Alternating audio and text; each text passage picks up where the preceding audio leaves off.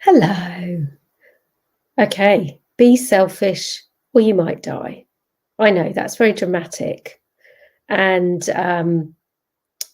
but I wanted to get online and talk about this because it's so pertinent to health and well-being.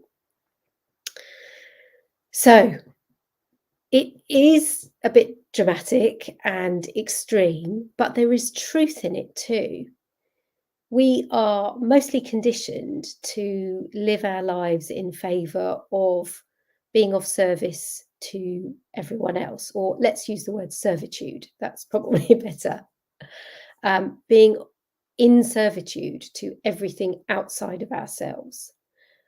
We're kind of raised in that somehow that is better than looking after ourselves first. That is considered selfish. And I specifically use the word selfish because it's often a word that um, we have been, I know for me, it was something that was a word that was used a lot in my upbringing, um, in a way that says being centered in yourself, selfish, is not a good thing. And so we are conditioned from a very young age to have our center outside of ourselves and to constantly be looking outside of ourselves or to constantly be seeing what we can offer for everyone else outside of ourselves. And you can create a good life based on this and the agreements you have with other people. And often that can happen a lot, that people will have setups, particularly in family and friendships, where I'll be this for you if you be that for me. I'll be this for you if you be that for me. And that works up to a point until one of you wants to change, and then everything falls apart. And I know this to be true as I have lived through this in the many incarnations of my own healing. And what I have learned, and I've had two near death experiences. I always forget to talk about the first one, which was extreme blood loss from menstrual hemorrhaging in my 20s. And I was admitted into ER in the States, which is where I was living at the time. And I was literally at death's door and came back from that to several years later have cancer and be given 6 months to live. And when I look back at that time period, one of the things that's really key when I look back is how little I knew myself, or prioritized or valued. I had no sense of self and everything was on the outside. And my health and well-being was hanging in the balance for a long time.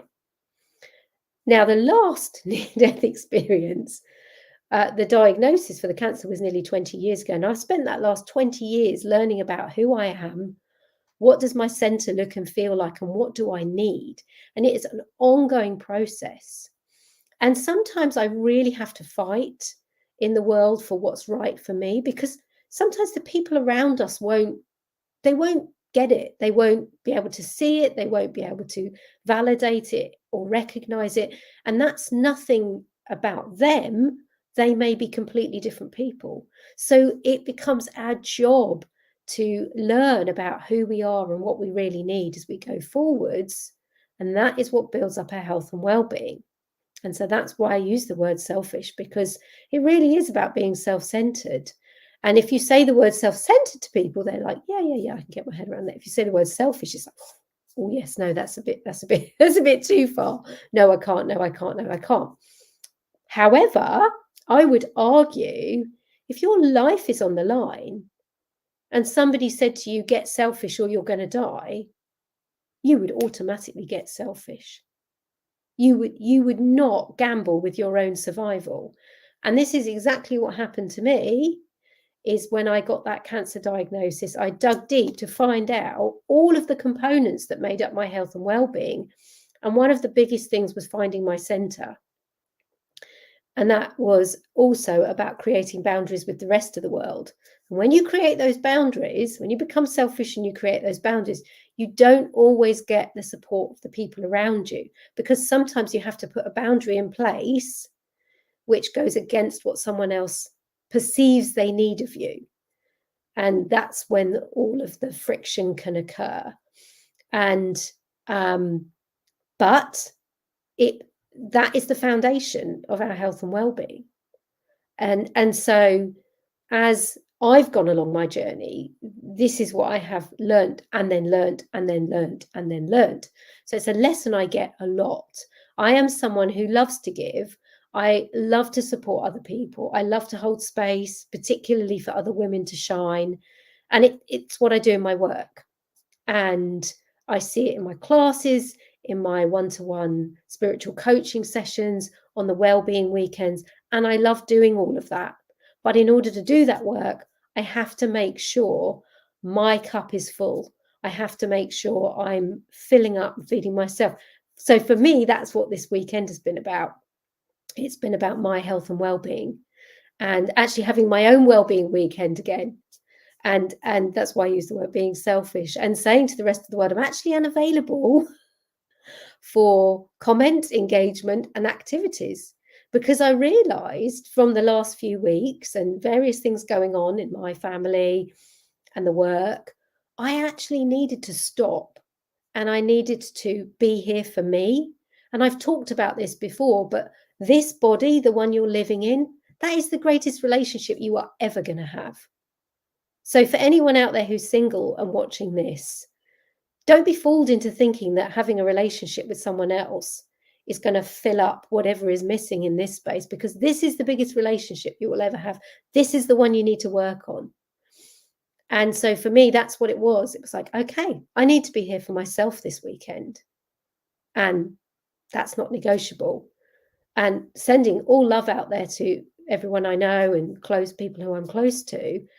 But actually, I'm the priority right now. And not everybody will be able to get on board with that. And that's what makes it tricky. But if your health is on the line, as far as I'm concerned, it's not negotiable. So if you are struggling to get selfish in your own life, get in touch. I offer spiritual coaching sessions on a one-to-one level. We do them on Zoom. There's a recording of the session, so you get to go back and look and take in all the information we cover. And the sessions start at 199. So DM me the word psychic if you're interested in a one-off session. I'm also running my Supercharge Your Life program, which is a package of 6 sessions where we get to really dig into the components that make up your health and well-being: movement, mindset, meditation and energy work, mood, your emotions, meals, what you're eating, and then me time, the self-care and the selfish bit.